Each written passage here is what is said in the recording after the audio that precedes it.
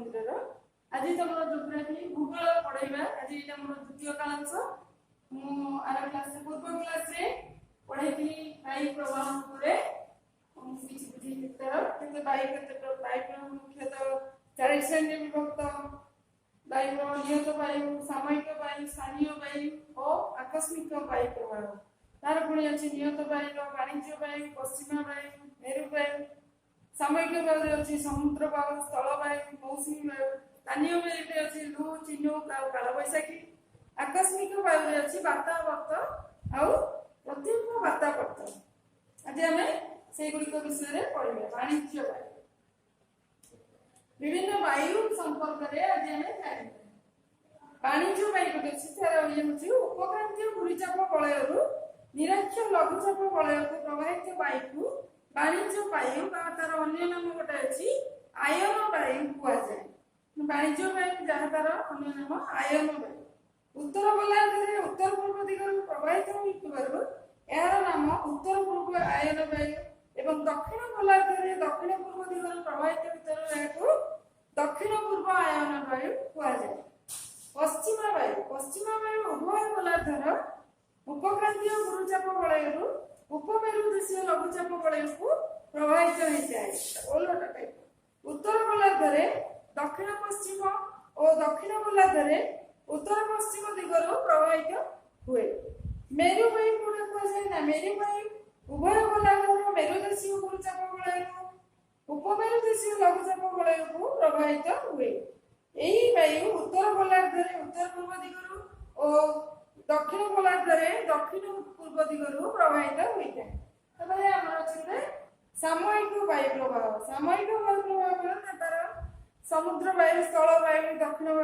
पश्चिम मौसमी वायु एगुड़िक अछि समुद्र वायु कोन ना समुद्र स्थल वायु को प्रवाहित वायु को समुद्र वायु कहा जाए समुद्र रु जोटा समुद्र भितर जो वायुटा बाहर की स्थल भाग को आसवा हमर जो भूपृष्ठ ऊपर को आसे जो प्रवाहित वायु ताकू समुद्र वायु कहा जाए यह प्राय दिन बेला प्रवाहित हुए स्थल वायु कोटा ना स्थल वायु होची राति बेला स्थल भाग जलभाग अपेक्षा शीघ्र ठंडा होई गुरुचाप सृष्टि होतबारु स्थल भागरु वायु समुद्र आड़ को प्रवाहित हुए याकू स्थल वायु कहा जाए दक्षिण पश्चिम मौसमी वायु ग्रीष्म काल में एशिया भूखंड में लघुचाप सृष्टि होतबारु एही महादेशर दक्षिण रे थिबा महासागर वायु दक्षिण पश्चिम दिगरु स्थल भाग आड़ को प्रवाहित हुए दक्षिण पश्चिम मौसमी उत्तर पूर्व मौसमी वायु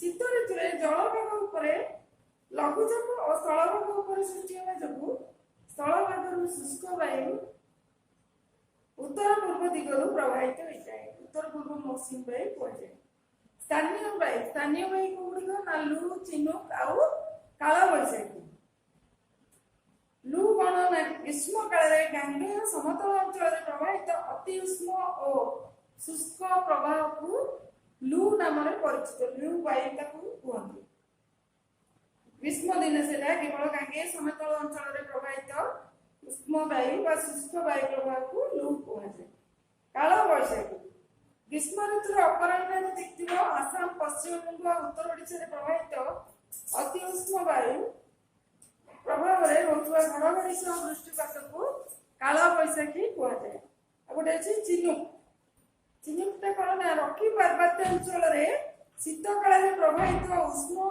और शुष्क वायु को चिनुक कहुए आकस्मिक वायु प्रवाह आकस्मिक वायु प्रवाह कौन ना वायु चाप हठात ह्रास पाई केन्द्रीभूत हेले से स्थान को चतुर्पार्श्वस्थ गुरुचाप अंचल वायु तीव्र वेगरे प्रवाहित हुए वायु चाप जो हठात ह्रास पाई जाए भूपृष्ठ पड़ुवा जो वायु चापटी जो ह्रास पाई जाए से कौन हुए ना तार जो जगह केन्द्रीभूत हुए से स्थान चतुर्पार्श्व गुरुचाप अंचल वायु तीव्र वेगरे प्रवाहित हुए यह लघुचाप अंचल प्रवेश कर न पारी घूरी घूरी ऊपर को उठी जाए यह को बातावर्त कहा जाए प्रतीक बातावर्त कौन से स्थान में वायुचाप हठात वृद्धि पाई गुरुचाप केन्द्र सृष्टि हुए यही केन्द्र वायु धीरे धीरे चतुर्पार्श्वस्थ लघुचाप अंचल को प्रवाहित हुए यह प्रतीक बातावर्त कुआजाए। तापरे वायुर आर्द्रता वायु में जलीय बाष्प उपस्थिति और परिमाण को वायुर आर्द्रता कुआजाए। वायु में जो जलीय बाष्प थाए आउ जो वायुर जो जलीय बाष्प वायु में केते परिमाण रे जलीय बाष्प अछि तार उपस्थिति और तार परिमाण को वायुर आर्द्रता कुआजाए। बाष्पीभूत जलकणा को जलीय बाष्प कुआजाए। जो जलकणाटा बाष्पीभूत हेई पारे सेटा को जलीय बाष्प कुआजाए। बाष्पीभवन प्रक्रिया रे भूपृष्ठर जलराशि और तुषार राशि जल बाष्पीभूत होई वायुमंडल रे मिसे। सेही परि बाष्प मोचन प्रक्रिया रे वृक्ष लतादि पत्ररु जल बाष्पीभूत होई जाए। मन देखिबो जे माने जेतबेले वायुमंडल सुसे जेतबेले वृक्ष लता तार जो जल थाए ताकू भी बाष्पीमोचन प्रक्रिया रे बाष्पीभूत होता है से जलीय अंश गुड़िक। वायुमंडल रे एई बाष्पीभूत जलकणा और जलीय बाष्प वृष्टिपातर कारक अटे। एई जो वायुमंडल शोषिकी नहीं थाए सब जगह जो जल को सेटा कोन हुए ना वृष्टिपातर कारक अटे। वृष्टिपात जो हुए वृष्टिपातर कारक होइଥାଏ। उच्च अक्षांश रे सूर्यताप कम जगु बाष्पीभवनर हार कम मात्र निम्न अक्षांश रे बाष्पीभवनर प्रक्रियार हार अधिक। तापमात्रा अनुसार वायु क्षमता परिमाणर जलीय बाष्प थिले ता परिपृक्त वायु एवं क्षमता परिमाण कम जलीय बाष्प थिले ताकू अपरिपृक्त वायु कुआ जाए। तापमात्रा अनुसार माने जेतबेले तापमात्रा निया जाए वायुर सेतबेले जे वायु रे जे वायु भीतर जलीय बाष्प ता परिमाणर क्षमता थाए ताकू परिपृक्त वायु एवं परिमाण ठारू जोठी कम जलीय बाष्प थाए ताकू अपरिपृक्त वायु कुआ जाए। बाष्पीभवन प्रक्रिया जलर सुलभता पवनर वेग वायु शुष्कता और सूर्यतापर परिमाण पर निर्भर करे। जेतबेले बाष्पीभवन प्रक्रिया हुए सेतबेले जलर जो माने बाष्पमोचन करता वायुमंडल सेतबेले जल शोषि जाए सेतबेले तार जो जलर सुलभता पवनर वेग वायुर शुष्कता और सूर्यतापर परिमाण उपरे निर्भर करता है। हाइग्रोमीटर यंत्र द्वारा वायुर आर्द्रता मापा जाए।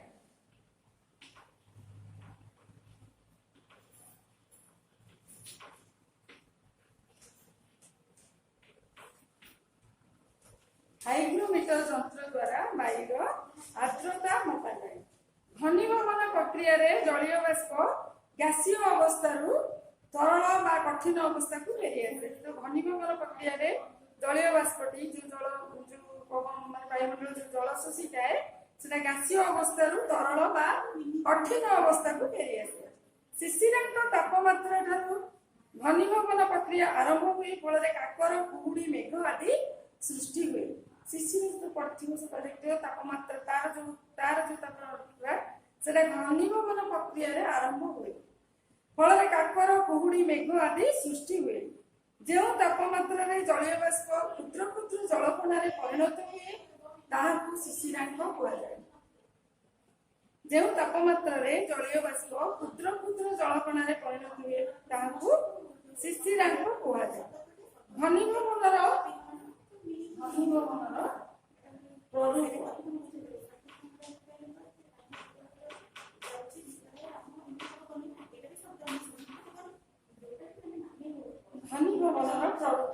घनीभवनर प्रक्रिया फल काकर कुहुड़ी मेघ आदि सृष्टि हुए। जेतबेले घनीभवन प्रक्रिया आरंभ करे तेबेले जो जलीय बाष्प गुड़िक नहीं था शोषिकिना वायुमंडल तेबेले कौन हुए ना कुहुड़ी मेघ आदि सृष्टि हुए।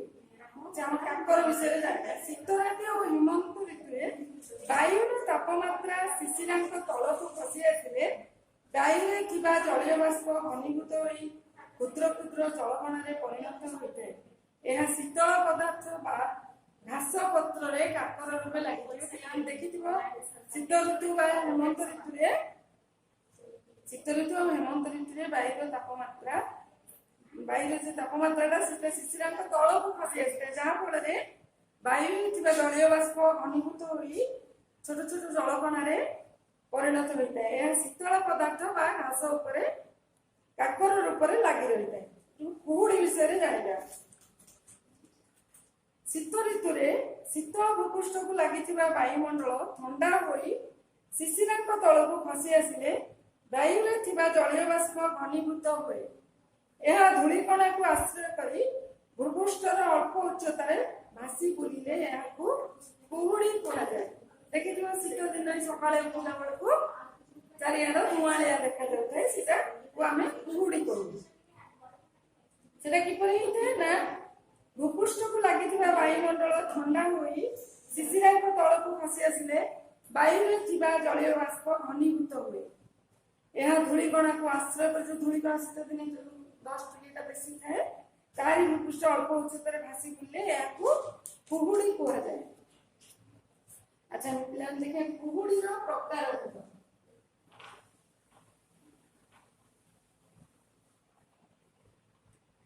କୁହୁଡ଼ିର ପ୍ରକାର ଭେଦ।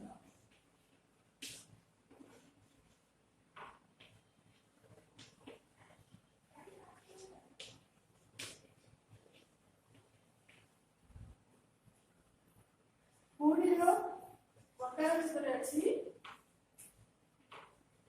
ବିକିରଣ କୁହୁଡ଼ି,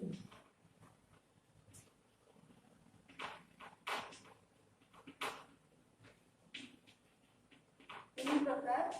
ଗୋଟେ ହଉଛି ବିକିରଣ କୁହୁଡ଼ି, ଆଉ ଗୋଟେ ହଉଛି ଅଭିବହନ କୁହୁଡ଼ି, ଅଭିବହନ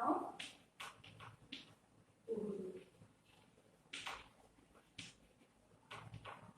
ଆଉ ଗୋଟେ ହଉଛି ମିଷ୍ଟ।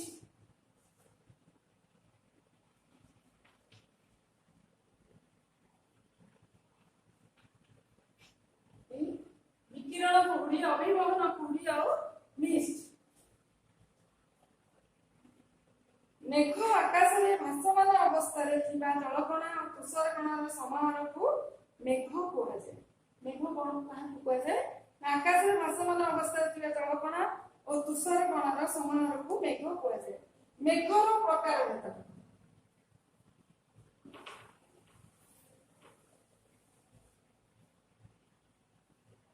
ମେଘର ଆକାର ଅନୁସାରେ ଆଉ ଉଚ୍ଚତା ଅନୁସାରେ ମେଘ ଅଛି। ଆକାର ଅନୁସାରେ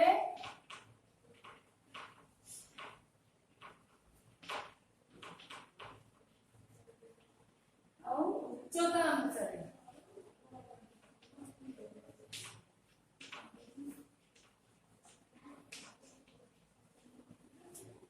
ମେଘର ଇଏ କରାଯାଏ କଣ ନା ସ୍ତରୀଭୂତ ମେଘ, ପୁଞ୍ଜୀଭୂତ ମେଘ।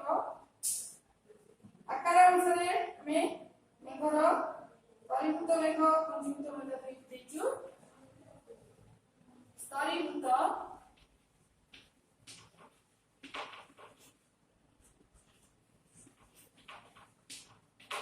ମେଘ ଆଉ ଗୋଟେ ହଉଛି ପୁଞ୍ଜୀଭୂତ ମେଘ।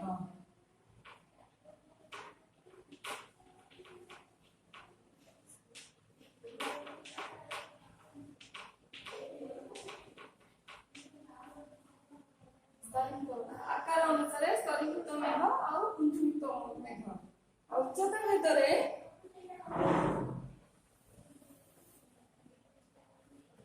ଉଚ୍ଚତା ଅନୁସାରେ ନିମ୍ନ ମେଘ, ମଧ୍ୟ ମେଘ ଓ ଉଚ୍ଚ ମେଘ। ନିମ୍ନ ମେଘ, ମଧ୍ୟ ମେଘ ଓ ଉଚ୍চ মেঘ।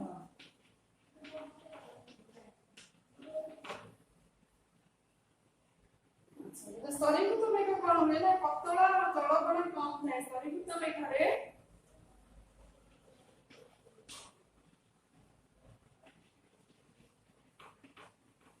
স্তরীভূত মেঘরে তার এটা হচ্ছে পতলা জলকণা তাদের কম থাকে। সেই মেঘটি হচ্ছে পতলা জলকণা তাদের কম থাকে। ଆଉ ପୁଞ୍ଜୀଭୂତ ମେଘ ହଉଛି ତୁଳା ଗଦା ସଦୃଶ ମେଞ୍ଚା ମେଞ୍ଚା ହେଇକି ଜଳକଣା ବେଶୀ ଥାଏ ତା ଦେହରେ। ଯୋଉଟା ଦେଖାଯାଉଛି ମେଘ ଆସିଲା ବେଳକୁ ତୁଳା ଗଦା पर्दा भाया देखा आकाश में से जलकणा अधिक थाए। उच्चता भितर आम जो निम्न मेघ लिखु निम्न मेघ हूँ भूपृष्ठ 2 किलोमीटर उच्चतार मेघ को निम्न मेघ कहुए। मध्य मेघ हूँ भूपृष्ठ 2 किलोमीटर रु 6 किलोमीटर मध्य मेघ को मध्य मेघ कहुए। और उच्च मेघ हूँ 6 किलोमीटर रु 12 किलोमीटर पर्यंत उच्चतार मेघ को कहुए उच्च मेघ। वर्षण वर्षण वर्षण देखिए मेघरे जल कि तुषार कणा घनीभूत हो तल को खसिले यह वर्षण कहुए। मेघरे जो जल कि तुषार जहाँ भी थाए सेगुड़िक घनीभूत हो तल को खसिले वर्षण कहुए। वृष्टिपात तुषारपात और तारकापात द्वारा वर्षण प्रक्रिया घटी था। वृष्टिपात जो कुहुड़ी पड़ू काकर पड़ू वर्षा पड़ू यही मध्यम वर्षण प्रक्रिया घटी था। वृष्टिपात मेघरे जलकणा वृष्टिपात मेघरे जलकणा घनीभूत हो जलबिंदु आकार भूपृष्ठ पड़ा को वृष्टिपात कहुए। वृष्टिपात प्रकार परिचालन वृष्टिपात आउ शैलक्षेप वृष्टिपात वातावर्त वृष्टिपात। वृष्टिपात देखिए वृष्टिपात प्रकार 3 प्रकार।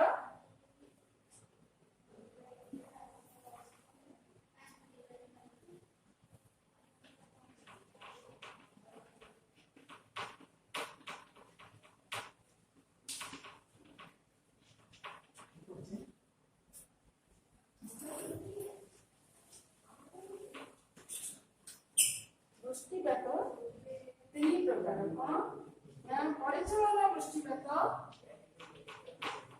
परिचालन वृष्टिपात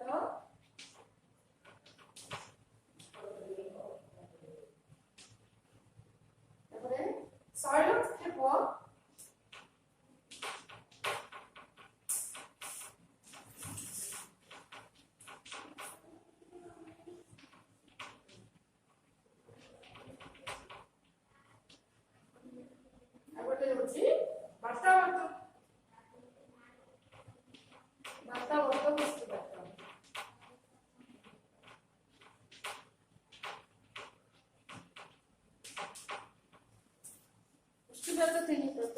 परिचालन वृष्टिपात शैलक्षेप वृष्टिपात और वातावर्त वृष्टिपात। परिचालन वृष्टिपात होची परिचालन प्रक्रिया रे उत्तप्त वायु ऊपर को जाई प्रसारित होई ठंडा हुए फल एथिरे जलीय बाष्प घनीभूत होई बिजुली और घड़घड़ी सह वृष्टि हुए से परिचालन वृष्टिपात कहुए। शैलक्षेप वृष्टिपात होची उच्च पर्वत बा भूमि रे जलीय बाष्प पूर्ण वायु बाधा पाई ऊपर को उठे और सेठारे प्रसारित होई ठंडा हेबा फल जलीय बाष्प घनीभूत होई पर्वतर से पार्श्व प्रबल वृष्टि कराए। पर्वतर जो पार्श्व वायु बाधा पाए ताकू प्रतिव्रत वृष्टिपात अपर पार्श्व को अनुपात वृष्टिपात कहुए। वातावर्त वृष्टिपात होची क्रांतिमंडल अंतर्गत समुद्र उपरे लघुचाप केन्द्र सृष्टि हुए फल लघुचाप केन्द्र को प्रवाहित वायु घूरी घूरी ऊपर को उठी जाए एथिरे जलीय बाष्प घनीभूत होई प्रबल वर्षा हुए। तुषारपात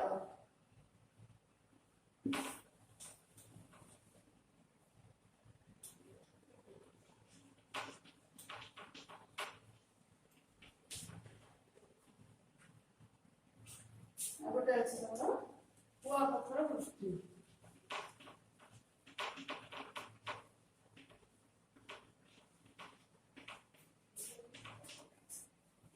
तुषारपात कौन उच्च पर्वत श्रेणी मालभूमि अंचल हिमालय ठार कम तापमात्रा वायु जलकणा गुड़िक तुषारकणा परिणत हुए और धला गुंड आकार भूपृष्ठ पड़ी था।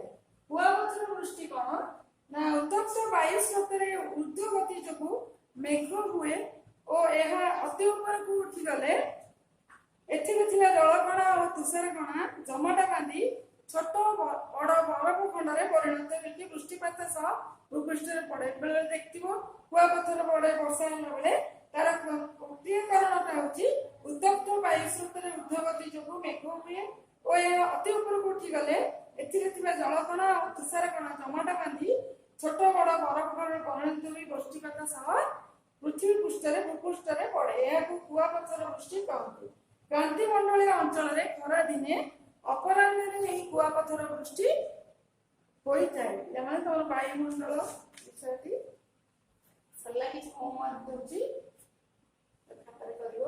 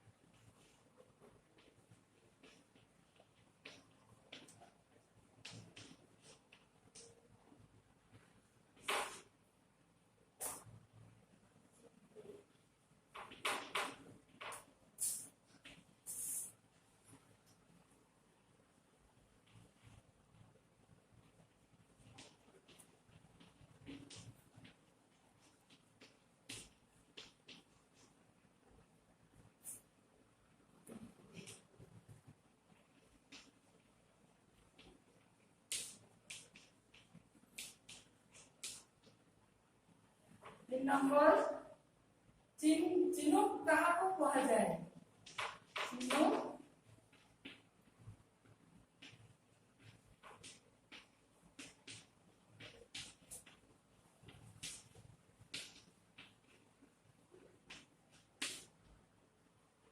नंबर केउं यंत्र द्वारा वायुर आर्द्रता मपाଯାଏ?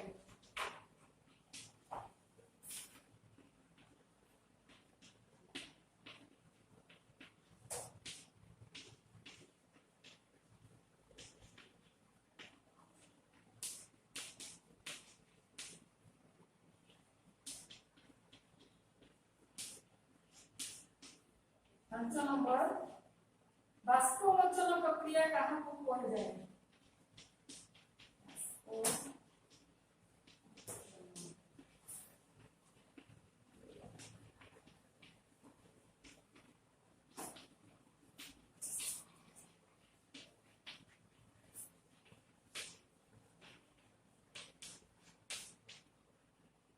Level 1 question homework